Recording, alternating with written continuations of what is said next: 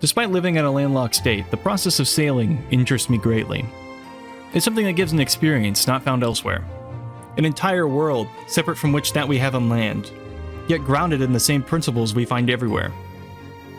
The Annapolis Book of Seamanship outlines two major elements that come with the sailing life: romantic adventurousness and careful seamanship.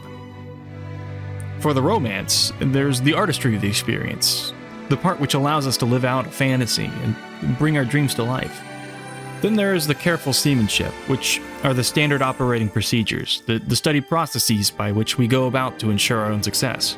Today it'll be critical to balance these two things. This is Gregory. His haunted past has brought him here, restoring a town to its former glory. We've done well so far, but we have some major obstacles to overcome as we build the next 3 houses today. The first we've decided upon will be an underground library with an apartment above.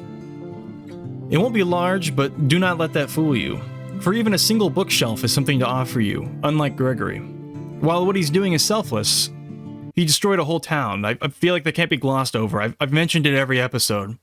He also bought $40,000 worth of ovens, which are sitting in the back lot. I have no idea what to do with these. Though, with the growth of the town, we've been receiving quite a few generous gifts, which I'm always thankful for. It's genuinely one of my favorite parts of the process, having people slow down as they drive by, some even stopping to say something kind about our build. It's stuff like that that brings me back to when I was first starting out, seeing all the amazing stuff people make and learning from them.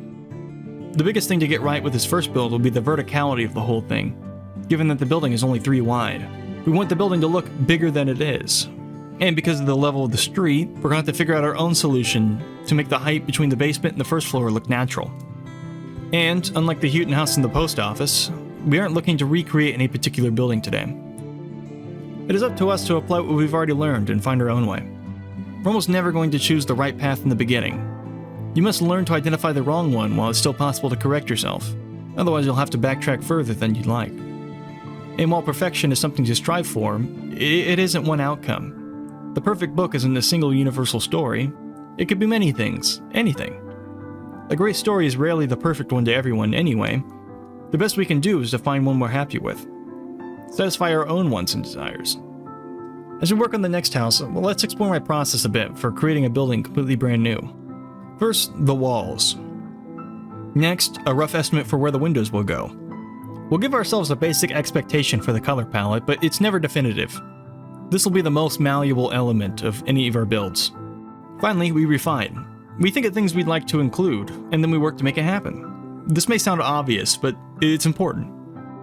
For this home, I wanted to add a few things that are more custom than the prefab options given by the game. For example, an inset door, some faux iron wrought balconies in front of the window, and a first-story window that will stick out considerably from the rest of the wall face. And that last one is important, as it helps break away from the grid of the game. When we stare down the street, we don't want to see a flat wall.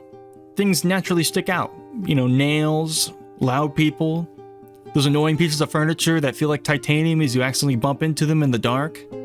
The usual. Another really important thing as we build more apartment buildings in a line like this, we want to make sure we don't follow the same lines. We want to give the illusion that each floor is slightly offset from the last building. Real life carries these imperfections. We don't build every floor in our house at the level of our neighbors' floors. The thing I'm least happy with is the roof, but I think I managed a nice solution. I'm actually having trouble picking out which of the 2 buildings I like the most. If I had to decide, I still don't know. Well, let's move on. For the third house, I don't want to do the same thing again, but it's incredibly difficult to avoid given the size and the placement of the building. We also want to complement the buildings next to it, as well as make sure its height is reasonable. It's all about prioritizing the context. It's also all about trying something new. Mastering a skill is not about having a bag of tricks to fall back on. It's about learning to adapt and preparing yourself to approach a new challenge with uncertainty. Gregory certainly had never built a town before, lacking the experience necessary to create such a polished product. But that doesn't mean he's unable to learn.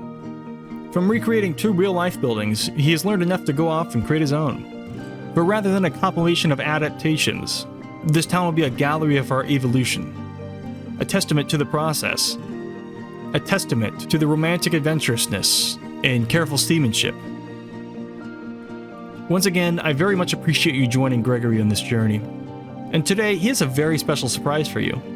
The first interiors are finally in, so let's enjoy them a little bit. You may notice the insides aren't as lavishly detailed as the exteriors, and that's just because our money and time for this particular project are better spent elsewhere. Besides, catering to my own interests, I much prefer pragmatic interior decorations rather than the incredibly dense and expensive clutter and objects. Gregory finds much more value in what takes up no space: knowledge. He reads a passage every night, mulling each over in case they have something hidden beneath for him to add to his personal library. Like this one, entitled Illiterate Legacy. I didn't know why I took a book with me. I had no intention of reading it. It was comforting, I suppose. Every book promised something different, and it was just another book. A different story with a different perspective in a different place. I wanted nothing else but for my life to mimic those stories. For me to experience all these great adventures. Every day be a new day with new people. My grip tightens on the book and I bring it very close to me. If only. Just the thought was infinitely appealing to me. To be able to step into someone else's shoes that were familiar, yet forward enough to yearn for more. To transcend my own bubble and experience inexhaustible stories that would otherwise have remained unknown. For my mind to be a library of memories and experiences that were similar, yet so different. There'd be an obvious confidence behind my every idea thought, every word spoken, every period written. The only way for me to achieve what I wanted, I'd have to separate from all that I knew. But reason tells me I can't leave everything behind. There would always be some familiar thoughts or memory that I'd cling to when I needed it. I suppose it's a matter of needing a comfort zone, but why does it have to be so attached to my past? What of my past outweighs the amazing life I have ahead of me? In truth, the library of my mind rings true. I will have to keep books of my past for reference and comfort, but I must remind myself they will never fill the shelves. That is the job of my future self.